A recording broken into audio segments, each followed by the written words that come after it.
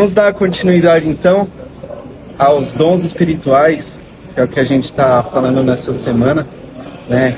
Do livro de 1 Coríntios, capítulo de número 12. A gente já leu o versículo de 1 ao versículo 7. Ontem a gente leu o 8, o 9, leu o 10. E agora a gente vai continuar. A gente parou no 10, beleza? A gente vai continuar aqui.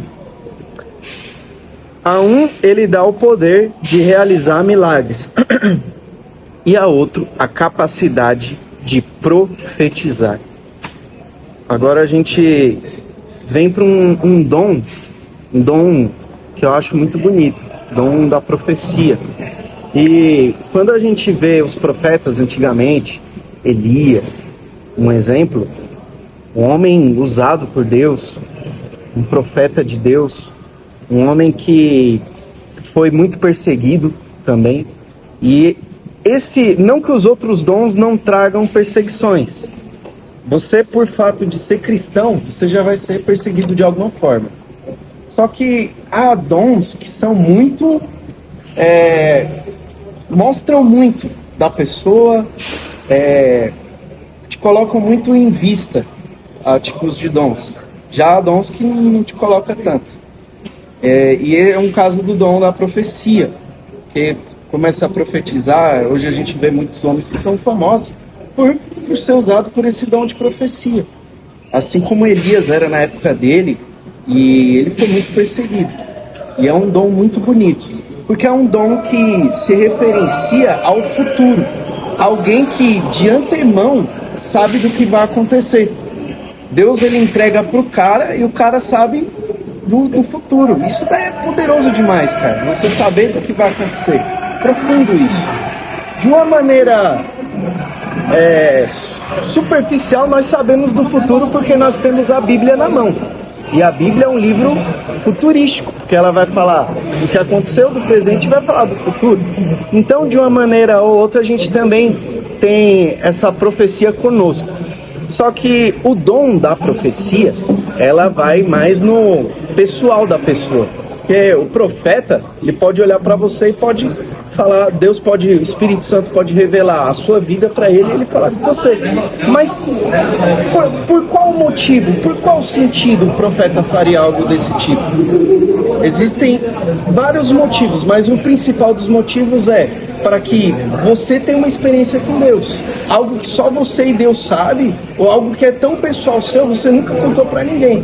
Mas aí vem uma revelação do Espírito para falar com você aquilo que você não quer que ninguém saiba, mas Deus está ali te impulsionando. Então o profeta ele vem e te dá um direcionamento. Só que deixa eu dar um toque aqui muito importante. O profeta é um homem de Deus? Sim. O dom do Espírito, da profecia cai sobre o homem? Sim, maravilha. Só que jamais, em nenhum momento, profeta nenhum vira um guiador de vidas. Jamais. Porque a palavra de Deus, ela já existe para isso, para nos guiar, para nos mostrar o caminho, a direção. Lâmpada para os meus pés é a palavra de Deus. Não é o profeta, por onde que eu tenho que ir, pelo que o profeta diz. Não, jamais. Profetas são homens de Deus. E a Bíblia ainda vai dizer que se um homem profetiza, os outros avaliem a profecia. Lá no livro de Êxodo, se eu não me engano, lá Moisés, ele vai falar como diferenciar o verdadeiro do falso profeta. Simples. Simples. O que profetiza em nome de Deus acontece. O que não profetiza em nome de Deus não acontece. Assim que se analisa. Tanto é que antigamente, se um rapaz falasse uma profecia, era escrito. O Damon falou aqui uma profecia. Vamos escrever aqui. Como é que é, Damon? Repete aí. E escrevendo aqui, ó. Pra quando? Beleza. Tá aqui, tá marcado. Esperava-se até que chegasse a época para poder ver se ia acontecer ou não. Era assim que antigamente as coisas aconteciam. Hoje em dia já não tem tanto rigor a respeito desse assunto, desse ponto, porque você vê aí muito cara profetizando coisa que nem acontece, coisa que E as pessoas acreditam, só pelo simples fato de falar que é de Deus.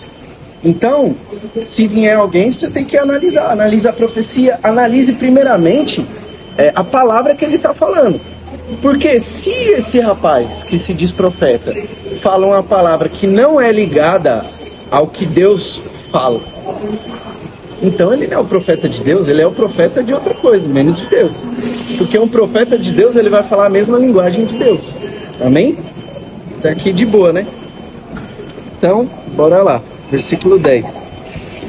A outro dá a capacidade de discernir a mensagem, de discernir uma mensagem é do Espírito de Deus ou de outro Espírito. Aqui não é diferente do que eu estou dando continuidade aqui a respeito do profeta. Chegou o profeta, está falando ali.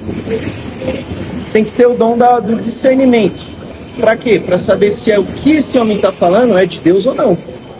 Então o Espírito Santo, ele dá esse dom para que a igreja seja beneficiada com isso. Eu posso dar um exemplo de Apocalipse, por exemplo, a igreja de Éfeso. A igreja de Éfeso tem esse dom com muita peculiaridade. Por quê? Porque ela foi uma das únicas igrejas que conseguiu tirar todos os hereges dela. Chegava um cara pregando heresia, a igreja conseguia discernir com facilidade quem era ou quem não era de Deus. Sai. Ah, fulano ali é de Deus, fica. Fulano não é de Deus, sai. O outro ali fica, o outro sai. Só que você que gosta de ler Bíblia, você vê que no final da passagem referente a Éfeso, ela sabia de tudo, usava os dons de Deus, só que perdeu o amor. E aí que a gente vai entrar no capítulo 13 a respeito do amor. Beleza? Então, todos os dons são importantes. Todos os dons são importantes e são para benefício da igreja.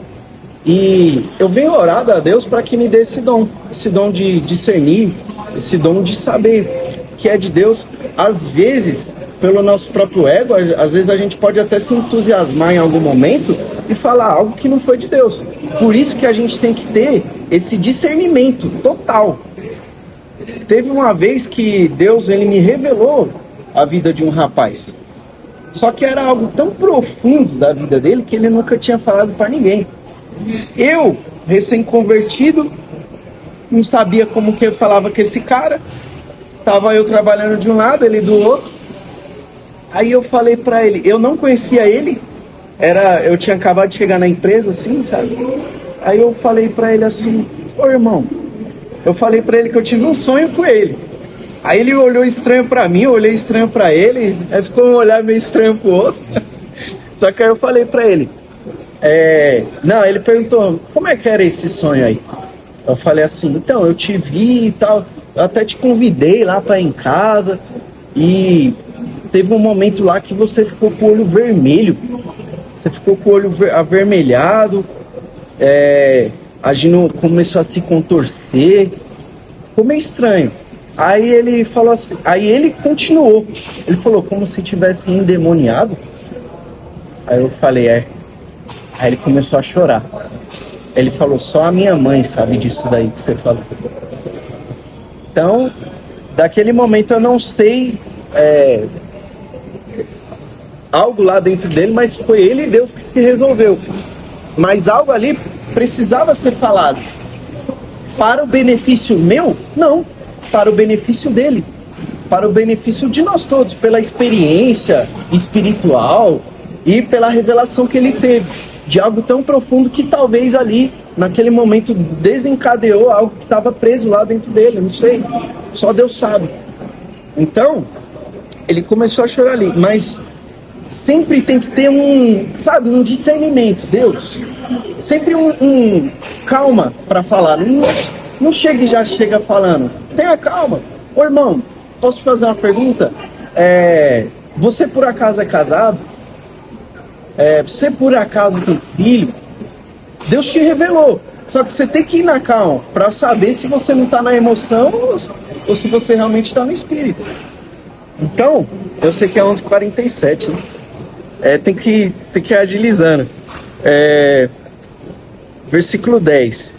A outra ainda capacidade de falar em diferentes línguas. Vinícius, o que é o dom das línguas estranhas?